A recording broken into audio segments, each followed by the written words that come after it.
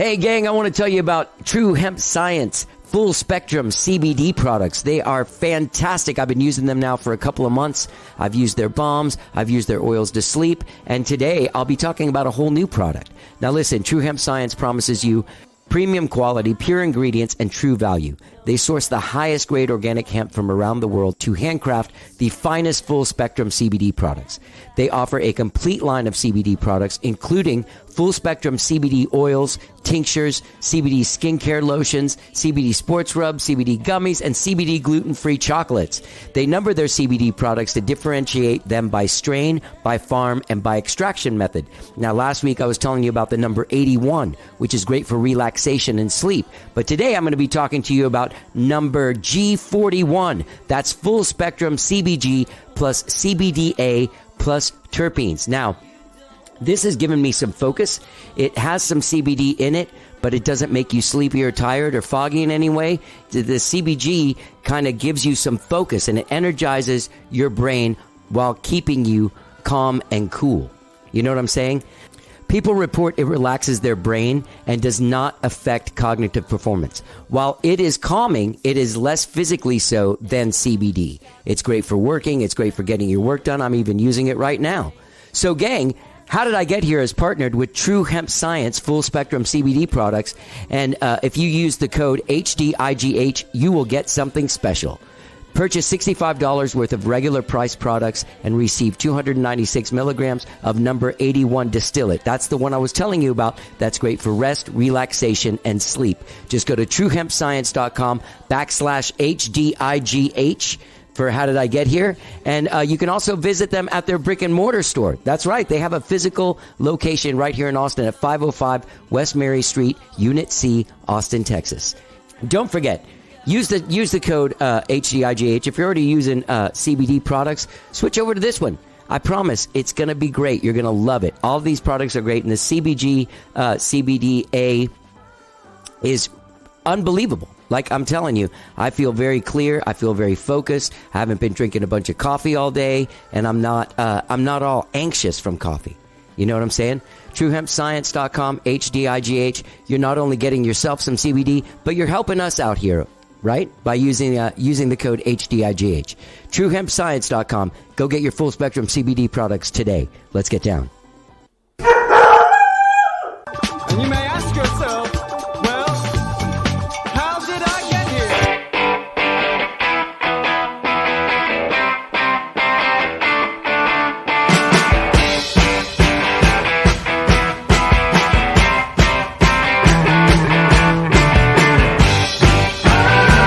It's time for How Did I Get Here? And now here is your host, When we talked, All right. Hello, I'm Johnny. I'm your host. Welcome to the show. I hope you guys all had a good weekend, whatever it is you did this weekend. I had a pretty good weekend. I played with Skyrocket on Thursday and Friday. I have had some lower back problems, like some pain. And that's been a little tough to deal with. I don't know if any of you struggle with that sort of thing, but it comes every couple of years. I get a little something. But this one's gone on since like Wednesday of last week.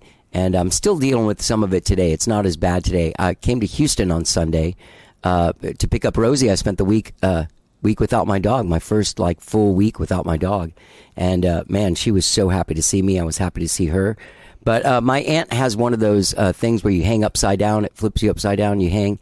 I did that this morning for a while, and that seems to have helped the most, even more than a muscle relaxer.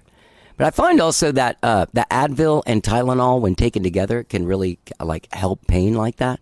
That was the other way I found relief. Anyway, been dealing with this back thing. We all, as Americans, have been dealing with this huge step backwards into this puritanical culture that none of us are wanting to live in. But we have this weird Supreme Court justices that are living in a different era and in a different mindset. I'm in my grandma's backyard, and you can hear Rosie barking. That's what's going on.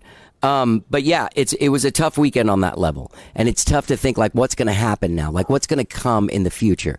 We all saw those weird Clarence Thomas things where he said that he wanted to repeal any sort of like rights that gay people have and all this kind of stuff, and this is really, really fucked up. This is not really what America's looking for, I don't think. I think we as a country are looking for more freedoms, at least freedoms over our own bodies, especially women. You know? Fuck, it's just fucked up, right? And there's nothing we can really do at this point except vote, but these are lifelong appointments to these people. So we have to deal with them until they start dropping off and then hopefully start putting normal people back into the Supreme Court. Like, how does that work? I don't understand. So we're stuck with these people for the rest of their lives? We're stuck with that younger lady and the Kavanaugh cat? These guys are just pieces of shit, man. They really are. They're shitty. They're shitty, and there's no real way around it. They don't think anyway like most Americans think, or there wouldn't be such a lack of faith in our Supreme Court. Anyway, that's I know you don't tune in to hear what my problems are with America, but I think we're all experiencing a common sort of wave of what the fuck is going on here. You know, who are these people, and who are they making these laws for? Who are they? Who are they? They're not me, that's for sure. They're not my friends. They're not my family. Well, some of my family thinks like that, but they're idiots. Anyway, it's crazy. It's crazy. All right, that's it. So, look, we all have to figure out how to deal with this, and I guess we'll deal with it on a day-to-day basis. But hugs to everyone is all I have to say. We're kind of got this Supreme Court leadership that's out of touch with what America really wants, and we just have to figure out how to deal with it. Okay, that's my rant for the morning, gang. I have a great show for you today. Michael Mancuso, who is the founding member, the guy who started the band Steady Legend, Austin funk band Steady Legend, is my guest on the show today. Their brand new EP, Say Hey, drops this Friday, July 1st, and they are celebrating with a release party Saturday, July 2nd at the Green J Bar. You can find them at steadylegend.com. Get in there and check it out. Now, I didn't really know Steady Legend. I'd never met Michael before, but I'm sure our paths have crossed, like, since he's been here. He started the band in like 2011, and he moved here back then from North Carolina. Sorry, I'm all confused now. Anyway, Say Hey, this EP, which is fantastic, was produced by the legendary producer and engineer CJ Ericksson, who lived in Austin for a while. But they did this EP with him a couple of years ago in 2019 and waited through the pandemic to figure out when they're going to release it. And they're finally releasing it this Friday. Fantastic EP, Say Hey. You can find them at steadylegend.com. Get involved. Their single, Bad Boy, is available now wherever you stream and download your jams, and you'll hear it in just a minute when I stop talking. Michael and I have a great conversation about his journey as a musician from North Carolina to Austin, and starting Steady Legend, and sort of the different roads his life has taken him. Great conversation. Great guy. Very, very talented. Like, he writes all the horn arrangements. He writes all the arrangements of the music. He always has, and sort of like run the band. And he is the only guy left from the original version of the band. So the band is, Steady Legend is Michael Mancuso. And so I'm really glad I got a chance to sit down and talk to him. So without further ado, please enjoy my conversation with Steady Legend leader Michael Mancuso. Let's get down.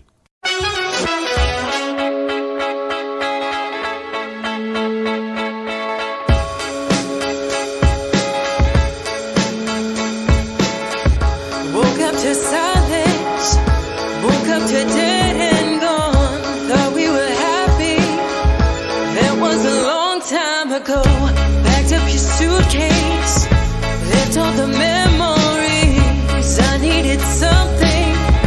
You weren't anything. Okay, for starters, you arrange all those horns and stuff?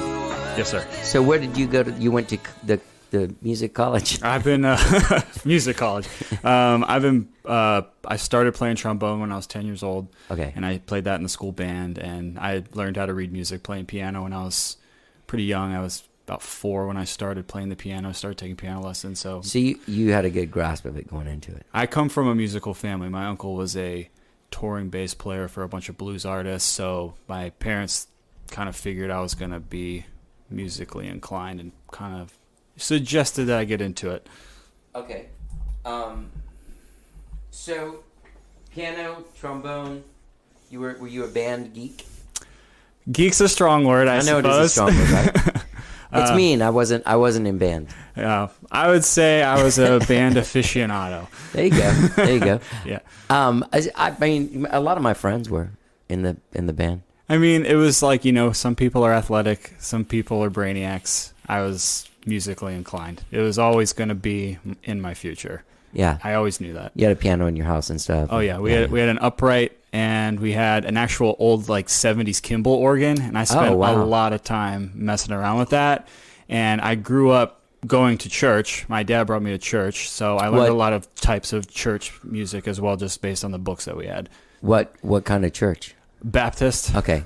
And yeah, I'm not religious anymore. Okay. But that foundation in music, a lot of music theory was created through the church. So I always think that's a good foundation for. Sure. And I think that's reflected in the horn parts I write. Like every horn player I've ever had who's come through the band, and there's been a lot of them. If you know horn players, they're always bouncing around. Yeah. So you started this band in 2011. Yes. And you okay. Well, let me find some kind of line of questioning here. First of all, your EP is great, and you worked with CJ. Yes. Are you familiar with him? Yeah, baby. Yeah, CJ's been on the show. He was on really? very early on, like I think even like maybe number 15 or something. Oh wow, he's an OG. Yeah, an OG. I feel like we probably know a lot of mutual people. I've lived in Austin as long as I've had the band going. Yeah. See, he's great, CJ. Yeah, he did an excellent job on the EP. Honestly, I was like, he went above my expectations, especially on the lead single. Where did he move to? I think he's out in LA. Okay. He did live here. I was for very a while. sad when he moved because we connected, and then we would hang out and go to a place. And now you can't go to that place. And now that place is. And then he like moved. And I saw him at a place one time. I'm like, hey man, give me a call. Let's hang out. He's like, I don't live here anymore. I was like, what? Just drifted away. I think U2 took him away at first because they were doing something. Yeah, he went on the road with them. Yeah. Like I looked at his his Instagram history when I was thinking about. I actually like talked to a bunch of different producers when we recorded the tracks, and I'm an audio engineer. That's what I went to school for. So I did a lot of the meat and potatoes engineering for the recordings. I have a buddy who runs a studio in East Austin. It's called Tall Sky Studio, and he plays in a local reggae band called Lion Heights. I'll give them a plug because I like them. And he gave us a good rate at his studio. And what if I went back and just bleeped that out? You would hate me. I just thought about it. I was like, maybe I should charge people for these clips. No, I'm just joking.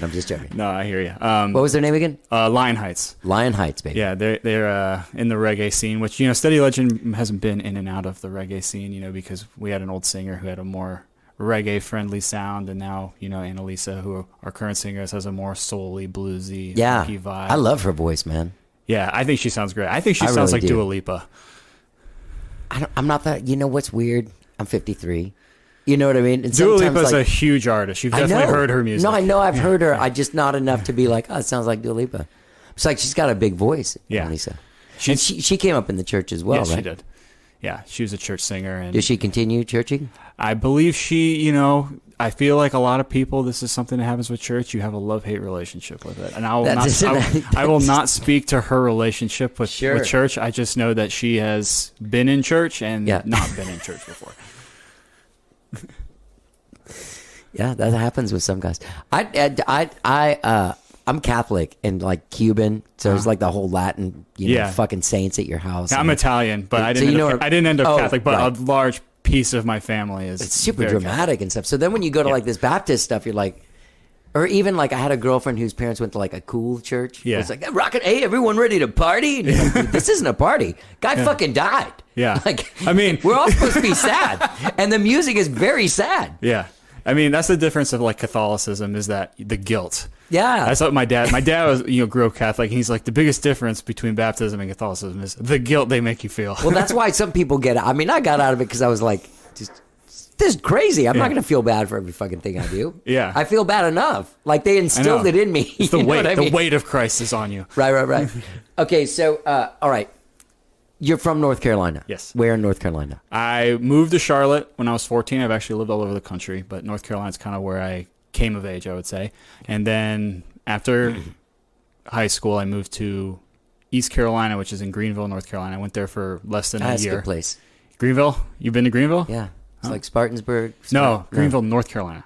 Right. But Greenville, North Carolina okay. is in the middle of Eastern North Carolina. No, I've only been to Greenville, South Carolina. Sorry, you're right. That's a fine place. Upstate South Carolina, Western North Carolina, great place. Eastern North Carolina, I have another love-hate relationship with that region, but my family loves it.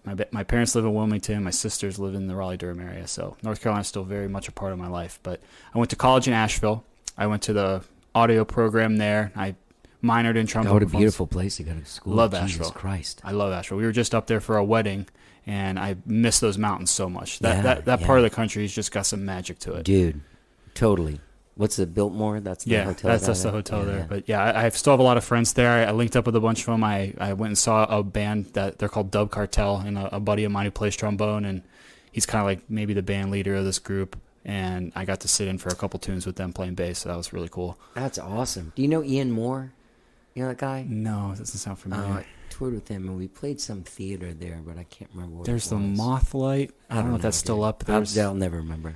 I don't know, I have another buddy who they just had an album released there, and they're like an electronic dance band band, and they had an EP release or something, and they sold out the venue. So I think it was at a theater around. I can't remember what the name of it is. Right. So did you ever, like in high school, did you go to do rock and roll stuff? I played in a ska band. Okay. In high school. Nice. Mid-90s? Early mid 2000s. Okay. So was there another ska revival during that? Because there's a We lot were of ska trying to make revivals. one. Yeah. But they come. Like there was one when I was a kid. Yeah, the 90s had, the third wave ska. They had No Doubt, and they had, Real Big Fish, that kind of third wave. Right. My cousin Emily was involved in that. She's she's younger than me. She was involved in that. You might have just missed it. So you're solid Gen X. Well, I was there for like the specials and you're like, two-tone. and like was it the specials that sang One Step Beyond? Yeah. No, that's Madness. That's Madness. Madness Fuck did One yeah, Step man. Beyond. The specials did Nightclub and Ghost Town. It's Right. like a ghost town. Yeah. Okay, sorry. It's all stuff. I mean, So what was that ska band called? I love high school band names. Andy and the Jivers. Oh, that's a good name. Andy's one of my best friends, and he was the one that knew I'd played trombone, and he went to my high school, and he was like, "Do you want to come play in my ska band?" And I was like, "What's ska?" But it's cool, right? Oh, I loved it. It was a great chance for me to just get out and play gigs, and we played a lot for a high school band. Like we were actually pretty good. Like my friend Andy, he's still playing in several different bands. He's got his own reggae band. He lives in Charleston, and I follow him on Instagram, and they're playing all the time. They won Charleston's best reggae band, so I had a good I've always had a good crew of musicians around me ever since I started playing. That's really important, I think. Yeah. So did you have ideas of being in a band before they asked you to be in the band? No. With your trombone? Then you got in the ska band, and what kind of gigs were you playing? Like high school people gigs? The first gig we played was at some School people gigs. The high school What is people. that? Well, I mean, they're the bars that let people who are underage Right. in. Sure. And yes, we played high school places where you put an X on your hand. Right. And all the high school. Back then, it was hardcore straight edge girls who they had the edge haircuts, and Taking Back Sunday was popular. Right. Oh yeah. And that scene kind of melded with our little ska scene that we were trying to carve out in Charlotte, and then Right, because you guys were kind of outcast probably because Yes. what the fuck are these guys doing? Yes. Do they think they're Fishbone of North Carolina? Yeah, exactly. And we got to open up for the ska bands that came through town just because there weren't any other ones. Right. Yeah. You carved out you saw the hole and you went for it. Yeah, so we played at little bars in town that would let underage kids play a show. And Did you have some kind of idea of what you were going to do when you grew up at that point? no, Okay. I still don't know. So then you get deeper into music. You do that band, Andy and the Jivers? Andy and the Jivers. Jivers. Or as one newspaper put it, I think it might have been our school newspaper, Andy and the Rippers. Oh, that's a good name too. That's when you guys turned from ska to metal. Yeah. Okay, so you went to college for music stuff, right? Yeah, so I went to East Carolina thinking I was going to be in construction management, and I went to the very first class there, and they were teaching about concrete, and I was bored out of my mind. I was like, no, this isn't for me, and I left, and I dropped out of that school, and I went to where my friend Andy was going at University of North Carolina at Asheville, and I got up there and I immediately felt at home. I met so many great people, so many musicians. Asheville's a very musical town. I was like, this is what I meant to do. And that really set me on the path I'm on now. Yeah. Austin is like Asheville 30 years from now. You know what I'm saying? Yeah. Asheville will be Austin 30 years With from a much better climate and geography. now. This climate might get there by then. You never It's know. possible. Yeah. Let's pray it doesn't. And so there you started learning other instruments and stuff. And what was going on there in Asheville? I had a basis in guitar kind of in high school, just being in like the band, and my friend Andy played guitar, and I knew other people who played guitar, so I kind of started playing that when I was in high school. And I'd always wanted to play the bass because the trombone's a bass clef instrument, and Right. I read bass clef, so trombone players and bass are like, they're very intertwined. I feel like a lot of trombone players can just pick up a bass and be like, oh yeah, this makes sense, because the trombone lines are the bass lines of like concert band. Right. So you have a foundation in it. So my uncle, also being a bass player, he sent me one of his extremely nice basses. He sent me a 74 Fender jazz bass. Jesus, what a cool dude. Yeah, my uncle's really cool. He sent me that bass, and I started playing it from when I was 17. And that bass has already been all over the world with him, and I've taken it all over the country. I haven't been an internationally touring artist like he was, but I brought it all over the country with a different band after I moved to Austin. And that bass has magic in it. I'm a believer that like certain instruments just have magic to them. Yeah. And that instrument has loads of magic in it. That red Telecaster right there, I've had it since 1994. It is. I want to take a look at it. It has magic in it. It also has complete. I mean, it's been like the inside is not what I got. Yeah, it's a lot different. Sometimes seeing some action, man. It's like a car, Sometimes you need to, tune it up. Yeah. So, all right. So you get out of college, and what was the dream? What was the idea? When I graduated from college, I graduated with a bunch of buddies who were in the same program as me, and my dream was to open up a recording studio. So moving to Austin, I moved down here with another buddy of mine. He followed me down here about 6 months after I moved here, and I had already knew a bunch of people who moved here from Asheville. Is that why you moved here? Yeah, the reason I moved here is because there was a little community here already. There's already a little community from North Carolina down here. I already knew a handful of people who came down from Asheville, North Carolina. And it's not as intimidating as like Nashville, New York, or LA. No. And at that point, it was a lot cheaper. Yes. My first rent here was $282 a month. Jesus, would you move here in 1972? My God, I that wish. sounds like totally like a 70s rent. Granted, this was a house that was infested with roaches, and we had a grandfather lease that was probably from 2000 at that point or something. It had just been passed down from people who had moved here for a long period of time. Sure. So that's a typical Austin story from the history of Austin. Yeah, you know what I mean? The Northcrest Boulevard house. I don't know. There might be some people who listen to that who might have lived there. Yeah. Who knows? If you did, tweet at me. I'm at Johnny Gowdy. And you guys are on Twitter. Yes. A lot of people aren't on Twitter anymore. You notice that? A lot of bands? Why is that? I guess it's because it's not as quick to digest. Like Instagram, you have the story. They literally limit how much you can say. And it's still too much. Yeah. I mean, it's like, I guess the content, the way you digest content on Twitter is like way different. It's like you get those quick blips of something, but it's not really for music. It's like, right. You got to stop and digest it when it's music. Right.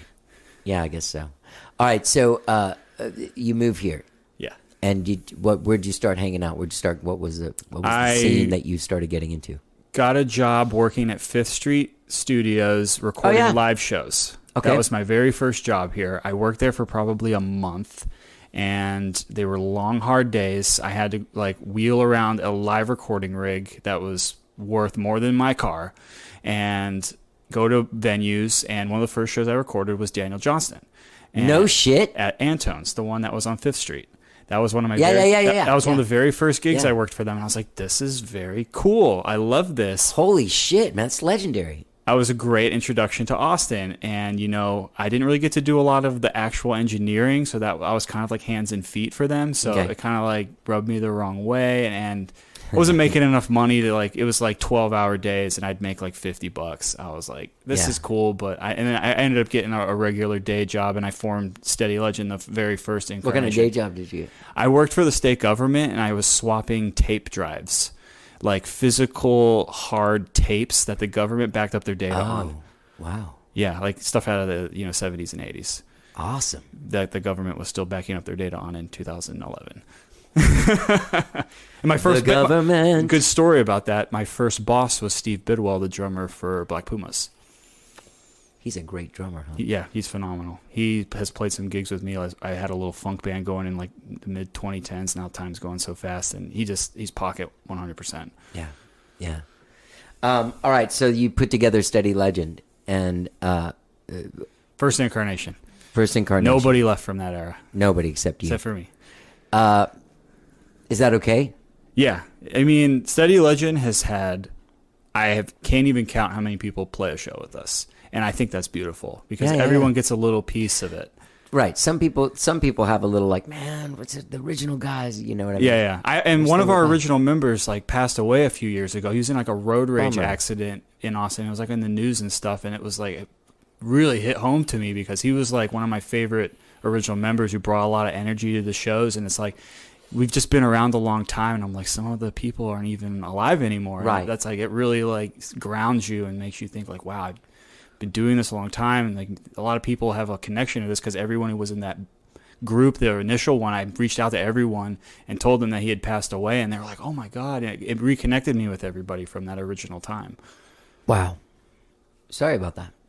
But I'm glad that you got to reconnect with everyone. That's good. That was, you know, you got to find the beauty in the sadness sometimes. And that was the beauty that came out of that. I got to reconnect with everybody. And yeah. So where did you guys play your first gig? Flamingo Cantina. Okay. Ska place, reggae I've played place. there so many times. Yeah. How was it? It's a good how place. was it? How was it the first time? The first time we had a great show. Yeah. We brought out, we had a 9-piece band when we first started. Jesus. So if 9 people bring 2 people, you at least have a little bit of a crowd. And I feel like a lot of people wanted to come see us because we were practicing for like 6 or 8 months before we played our first gig. So I'm sure everyone's telling all their friends, like, I'm in this new band. And when are you going to play a show? I don't know. We're just practicing. And so I think that we generated a little bit of buzz. And our first show was really awesome. I remember we opened for Rich Restaino and the Obits. They were the first band we opened for, and afterward, they made a really nice post on Facebook saying, like, that was their first show. It didn't seem like it. They seemed like they are sage veterans. I was like, oh, man, that's a really nice compliment. Yeah, it's a good one. I like when I heard you guys, first of all, let me ask you this. Okay. You ever listen to Dan Reed Network? Dan Reed Network. That's Dan Reed Network. Dan Reed Network. That's a band? That was a band, like in the late 80s. It doesn't sound familiar, but I'm gonna go look them up now. There's a vibe thing where if you were like, oh fuck yeah, I listen to Dan Reed all the time, I'd be like, okay.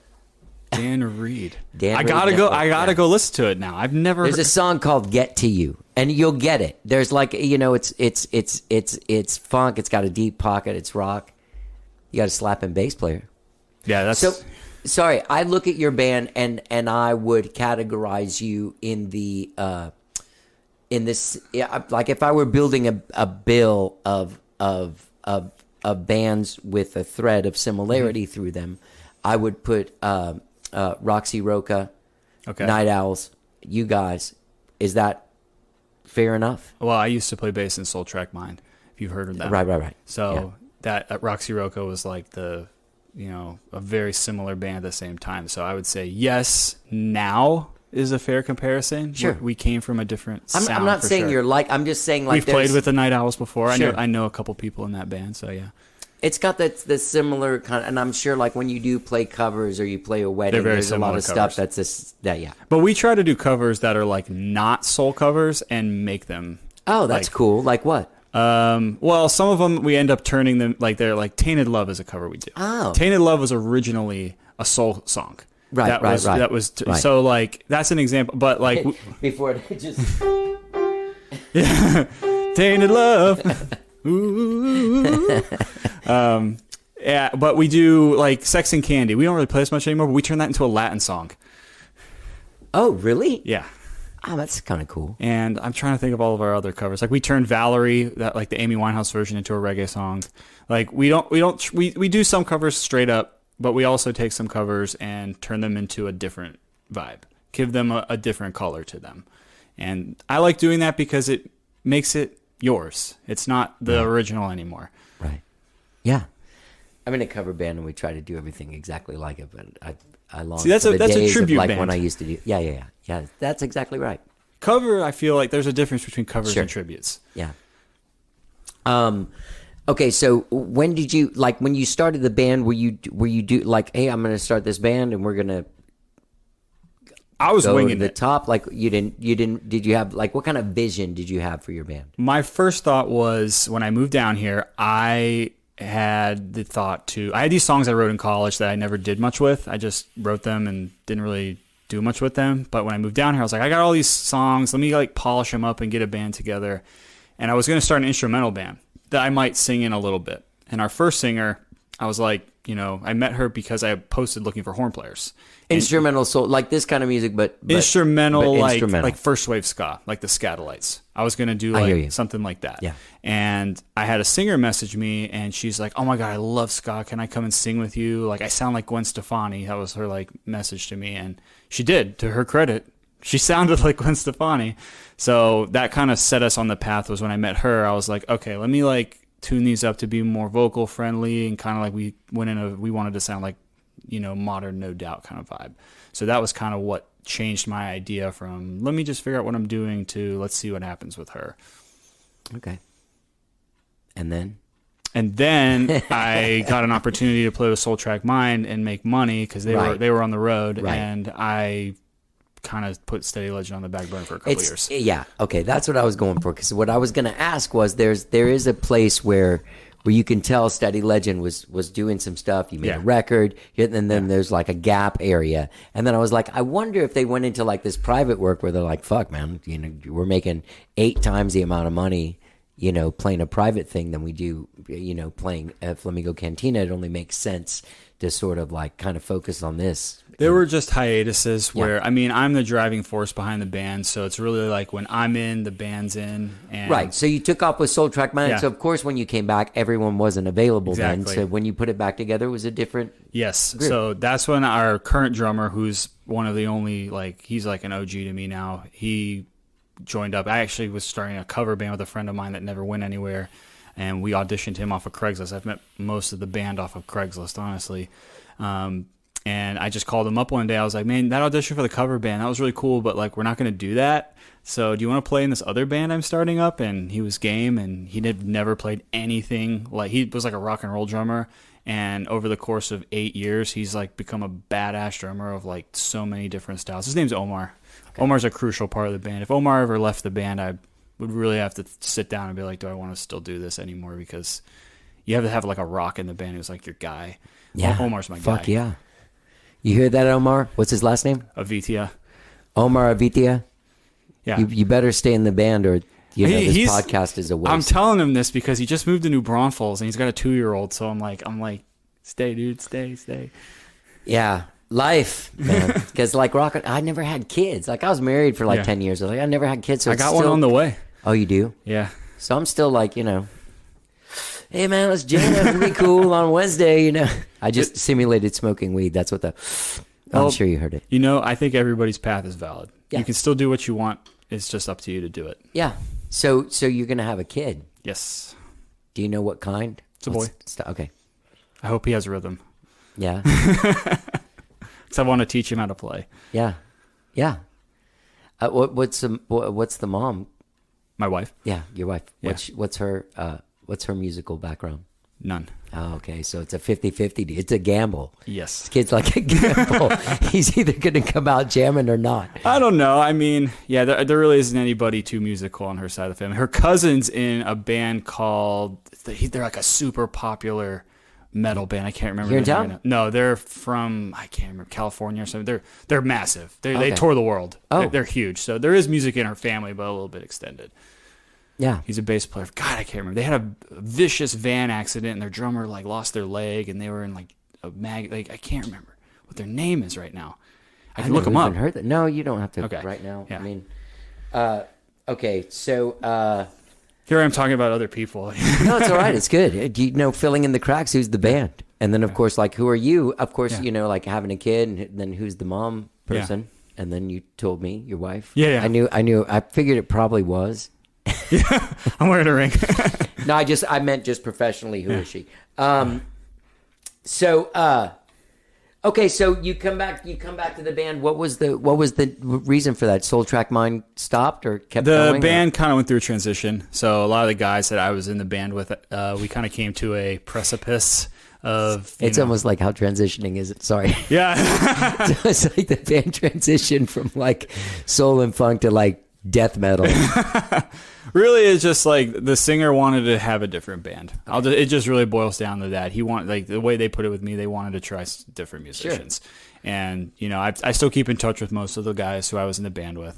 And that's not something, I've done that as a singer guy, where I did it last year, and I kind of hurt the feelings of everyone I'd been playing with for the last few years. And I was like, hey, first of all, it's just me. No one lives off of this fucking thing that I do, you know, on my own. It's always going to be raw when, like, people put their emotions into it. But, you know, ultimately, somebody's out there singing it, somebody's writing it, and, you know, they're the head honcho. Yeah.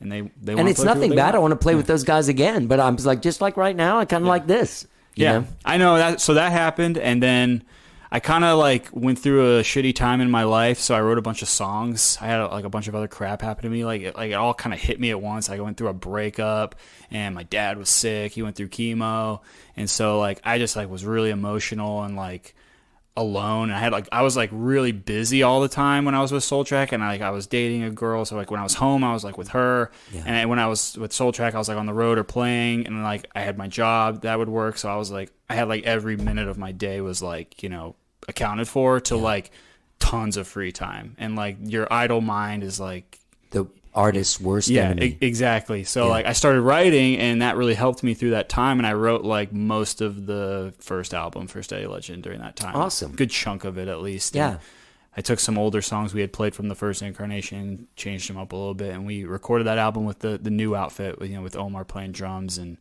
the outfit we had back then. So it was a, you know, good kind of, it took me a few months to figure out I wanted to do Steady Legend again, but like I was like, this is my baby, and I'm gonna bring it back. Wow, it's pretty awesome. Are you happy about it? Yeah, you happy with it? It's a love-hate, you know. Like sometimes I like, you know, it's a big band, and I rely on a lot of people to make it happen. So sometimes I have a hate relationship with it, where I'm like, I have to rely on people, and like every single person has their own baggage they bring, and so like right before a gig, there might be issues. There's drama. There's, you know, just unreliability, and you're always trying to plug holes. Like I felt like for the longest time, I'm just plugging holes in the band, and we're never making any progress. It's at least, God, I'm so glad you brought that up, because that is a thing that most of us go through. Like when you have a band, it goes through phases where you feel like the needle's moving. Yeah. And then there's other times where you're just fucking holding the needle from from flying off the cutting your head off, cutting your head off by coming backwards. Yeah. Yeah. I feel like a lot, especially band leaders, feel that, because you feel that the pressure's on you. Like when you book a gig, or you have you know, you're the one that needs to show up. You're the one that's... Some guys, my cat's sick, man. I can't make rehearsal. Exactly. You're like, dude, this is a fucking gig. I've heard so what? It's just a Wednesday. Yeah. But every gig is... important. Is New Year's Eve, if that's what concerns you. Yeah, I booked this to play it. I didn't book it to maybe play it. Yeah.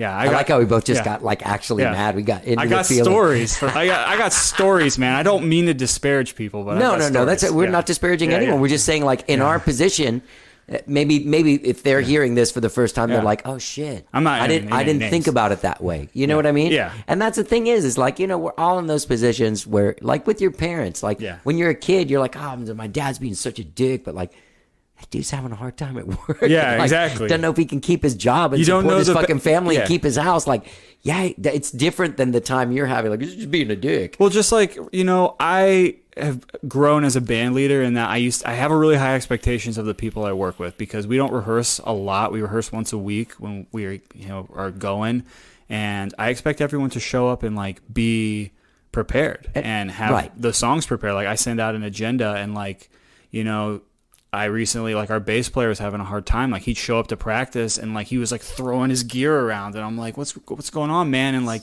we got through the practice, and like I kind of pulled him aside, and like he's a good friend of mine now, and I'm like, I don't even care about the practice. Like, what's going on with you? Right. And you know, I may have not done that in my younger days. I may be like, you know, screw this, I'm gonna go find another bass player. Right. You know, and like, so now the problem was like he, you know, has a hard time getting to practice, so I take him to practice now, and we get there on time, and he's in a much better mood. Yeah. Like every time I bring him to practice, he plays a lot better. That's great. That's the, you know, psychology, parenting. Well, it's like you're already good at it. I'm not just the band leader. I'm also like the band dad. Yeah. I get it, man. How often do you guys? I mean, it seems like you get around and play. You know, you get around the state. It's up and down. up and down. You know, like right yeah, now. it's been for all of us. Since, You know, COVID Yeah. put the brakes on everything we had going on. Like we had a great 2019, played all over the state, and then we recorded this EP. The EP was recorded in 2019. I know. And I was going to release it. We were like a South by standby artist, and we were going to release our EP and like have a really great 2020. And it was like, no, you're not. You're not going to do anything this year. So, you know, we pretty much just sat on our hands for a couple of years, you know, and I kind of regret that because we could have been writing new songs. We could have been doing more, but I feel like the whole tone of the world was like, do nothing. You know, that's such a funny thing because I talked to so many people. That happened to me. I mean, I got into it. I did some co-writing with other people. Mm-hmm. I wrote some songs and released them in 2021 and stuff. A handful, not a lot, like an album. I just did a few singles, but like there was that whole like kind of. I did a shitload of podcasting because like it was easier to do on and you can do it over Zoom. and I can do it over all over the world and whatever. But you're like, there was part of you was like, okay, well now I've got the time to do like the greatest shit anyone's ever done, and then you're like, but you're so uncomfortable. I know, because of the way the world was at the time. That like I saw some people really dig in. Yeah, and I did too. And I hated them for it. I couldn't find that motivation. Honestly, I'll admit it. I got lazy. Sorry, but like, you know, I mean, also like, didn't you get tired of the fucking Trump songs and all the songs? And I just, the whole world was just giving me these vibes that I'm like, even if I do anything, this was really why I probably got lazy, was like, even if I like put out this great record, I can't tour to promote it. Right. I can't get any shows at all. So what's the point? Like nobody's going to listen to it. People are like, they're inundated with music as it is. Like you have to cut through somehow. And in COVID times, it's like, how are you going to cut through? I can't really think of how many, like, I feel like all the music's coming out now. All the cool movies are coming out now. Like stuff that was held back during COVID. Yeah. You know what I did? I talked to somebody just yesterday for the podcast that their record was one that they made in like the fall of 2019. Mm-hmm. I can't remember who it was. Oh, I know who it was. A Fragile Tomorrow. Have you ever heard them? They were really great. All right. So then when did you get back going? Last year? We played our first show again in April 2021. Well, that's pretty early. Yeah. I mean, it was really like a dipping the toe in the water. Like, how is this going to go? And we had a couple other shows booked after that to kind of like get the wheels turning again. And one of them got canceled, and then the other one got canceled. Oh, because of Delta stuff. Yeah, it's we just never got going again, and so we kind of just sat on our hands again in 2021. And all the while, I've had this EP done and ready to go, and I'm like, I'm not going to release this until the time is right. Like, I'm just going to be patient, and I'm going to wait, and when the time is right, it will see the light of day. And that's what happened this year. I was like, all right, screw it. COVID seems to be over now. Right. And it's time to get this out there. And I actually, like, my whole impetus for it was book a release show and release it around the release show. And I actually had a really hard time booking a release show. I reached out to, like, every venue we'd played at before. Well, then the curse of summer 2022 is that everybody and their mother is playing. Like, a friend of mine is doing, like, tour direction and production for Duran Duran. Oh, wow. And in August. And, like, it took him a month to find a bus.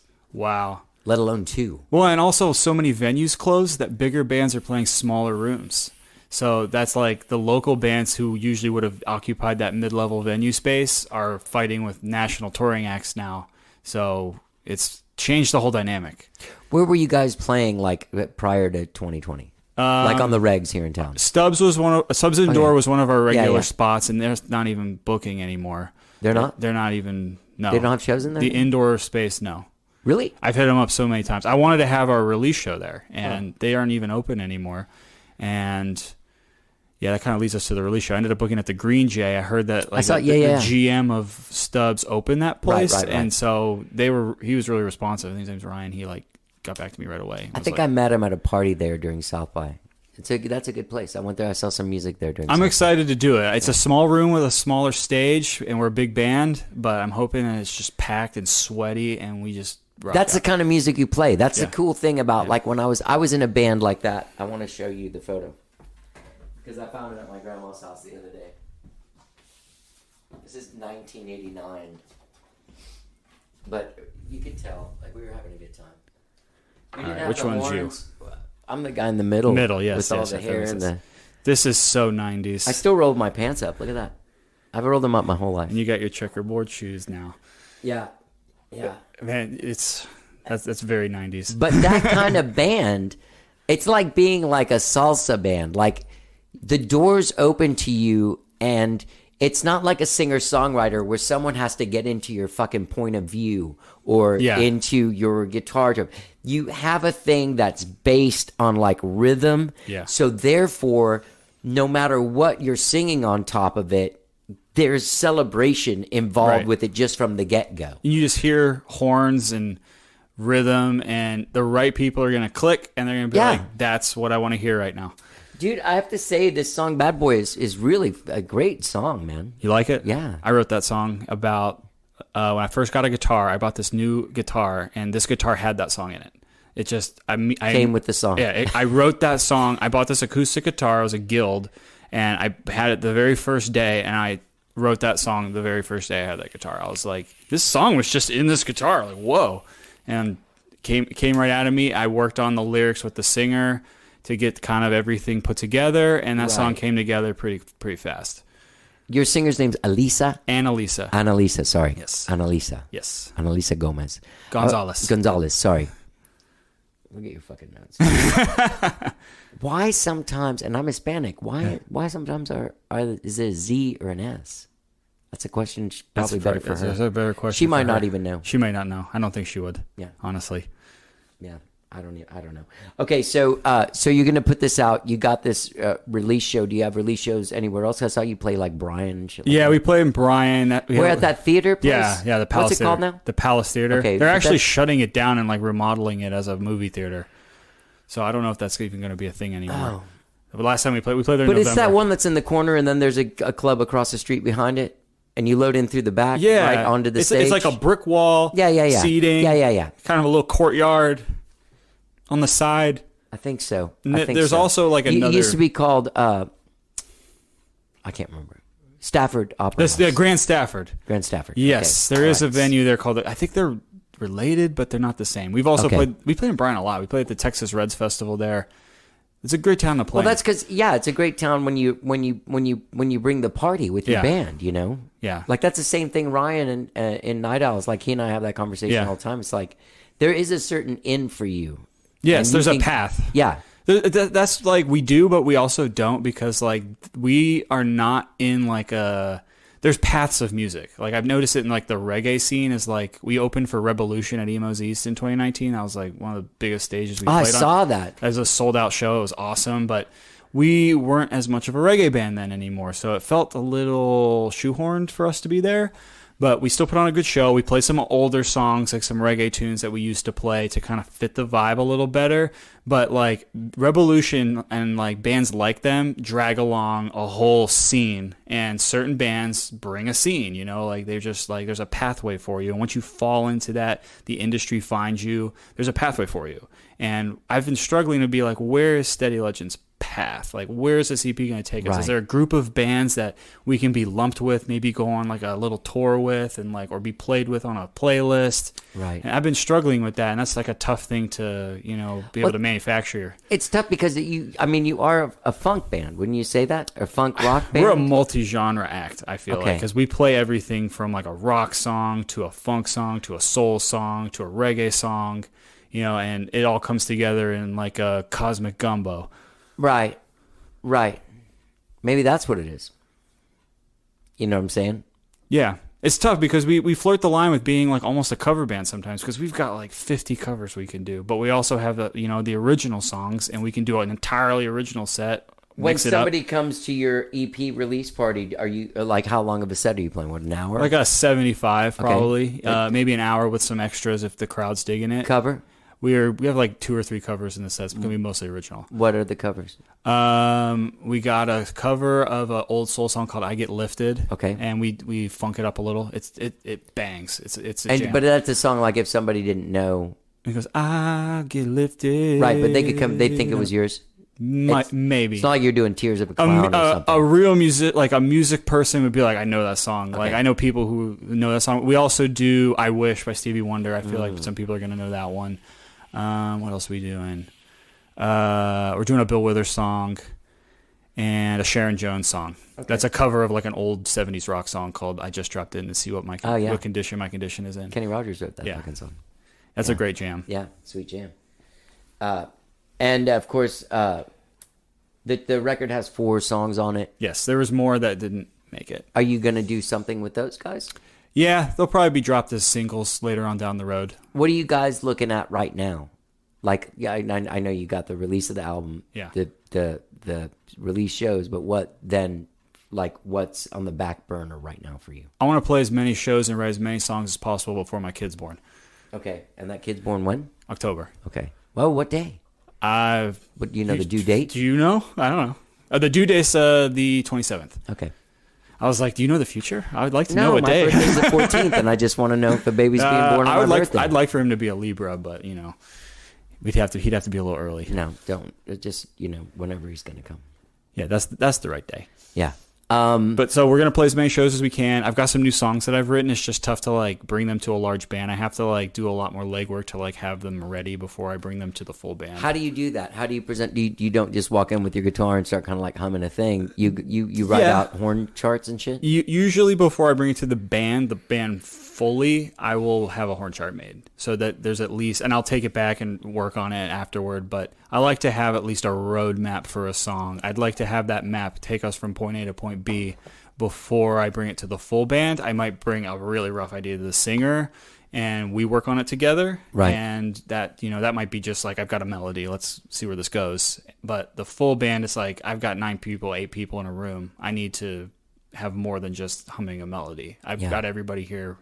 We need to do more work. Well, and I'm sure also like there's a little bit more pressure on Annalisa at this point because like she's the person singing the songs. Yeah. So like you can't really do much without her. No. We could. We've played shows without her before just out of necessity because she hasn't been able to make it at like last minute. And I've sung the songs myself and shortened the set a lot. But we've done it before. It's been at Stubbs both times, ironically. Yeah. But no, the pressure on her is really like kind of becoming the focal point. Like, you know, we had KUTX Song of the Day and the whole blurb was about her becoming the singer of the band. So I feel like that. Is she comfortable with that?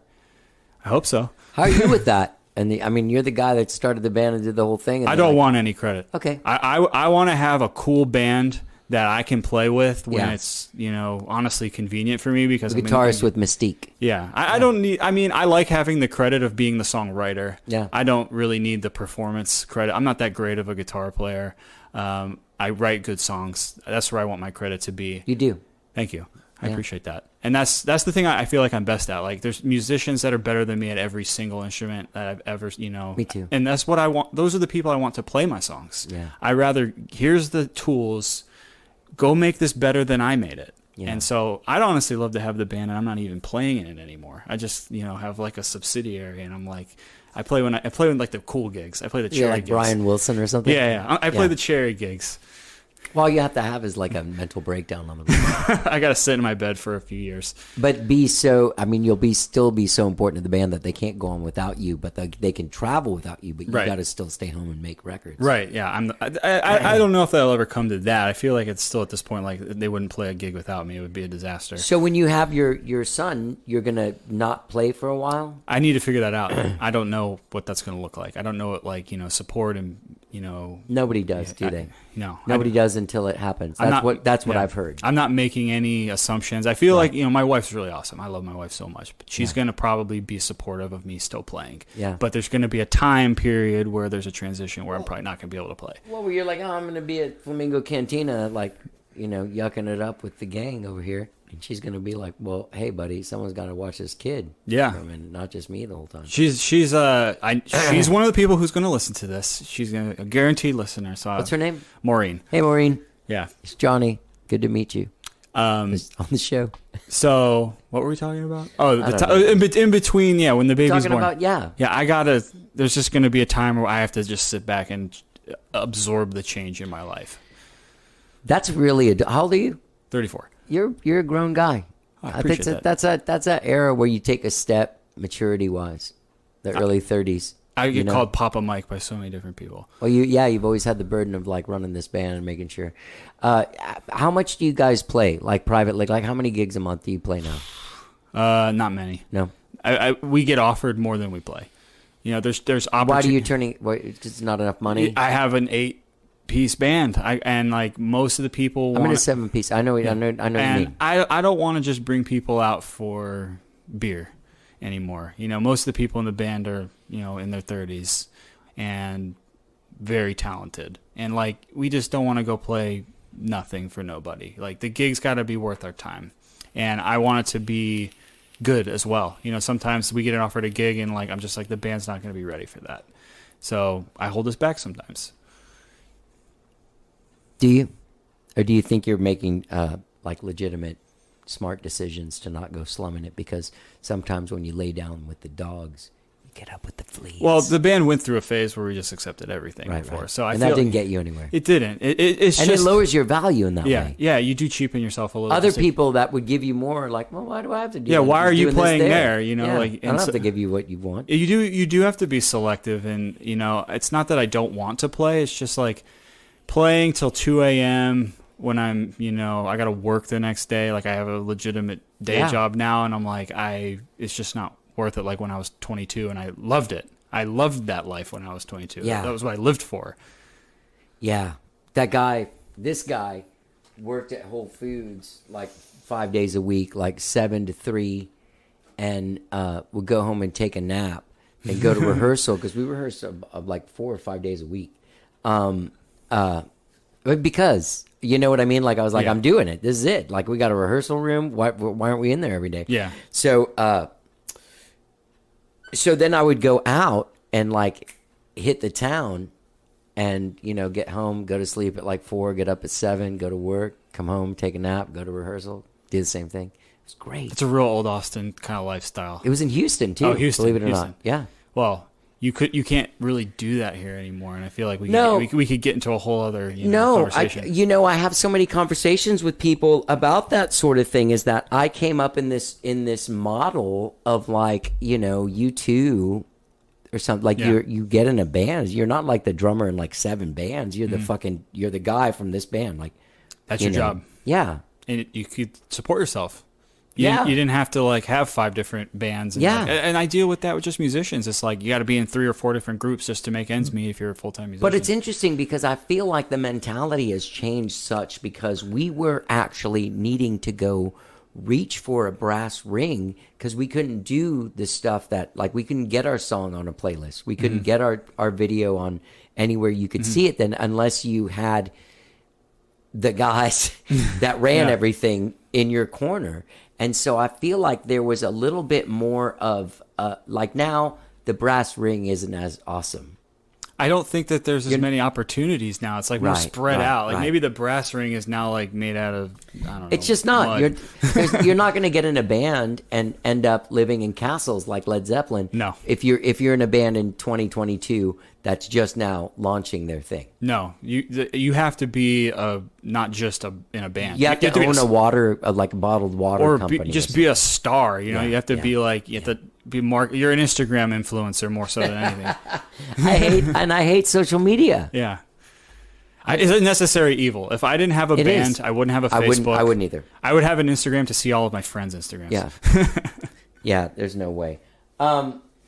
I feel like we've had a really good conversation, and I want Annalisa to be part of it, but I don't know where she is. She may have texted me. She may have. What do you think she said? Dear... do you go by Michael or Mike? Mike. Okay. She said, someone hit my car in the garage. I guess I'm going to miss out. Jesus. She's had a hell of a day, apparently. And that's not the best way to end a hell of a day. I'm going to reach out to her after this. I would do that if I were you. Here we go.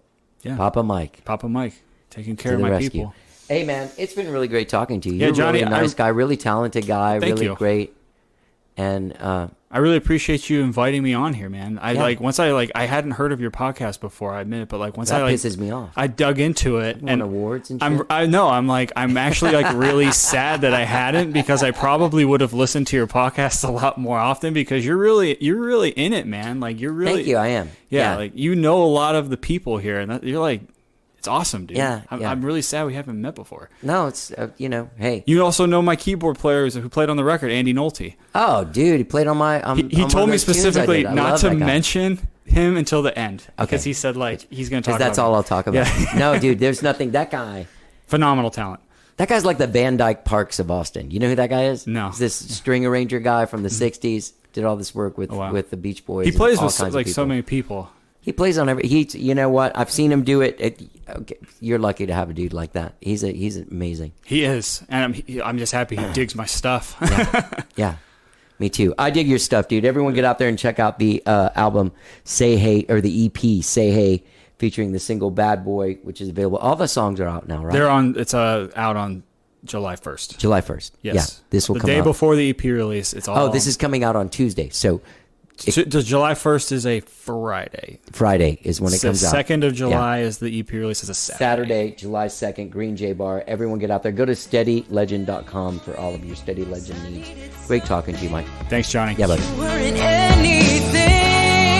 I was lonely. You That's Michael Mancuso from the band Steady Legend. Pick up their EP this Friday, July 1st. It's called Say Hey. Fantastic, fantastic EP produced by the great CJ Ericksson. You can check out their song Bad Boy, which you're hearing right now on the show, wherever it is you stream and download your jams, as that single is out now. And don't forget to go see them this Saturday, if you live in Austin, at their EP release party, Saturday, July 2nd at Green J Bar. Go to steadylegend.com for all of your Steady Legend needs. I want to thank Michael for taking the time and coming and sitting down and talk to me. I had a great time getting to know that dude, and I can't wait to see this band live. I love a big band. I do. I love a big band. Hey, gang, don't forget when you're out there checking out steadylegend.com, you can subscribe to this podcast wherever it is that you find podcasts. Do it. Do it. Spotify, Apple Podcasts, TuneIn, Overcast, anywhere. New shows every Tuesday and every Friday. Next week, we're actually dropping 3 shows. 3 shows next week, all right? Check out Steady Legend. Have a great week, whatever it is you're doing. Let's get down.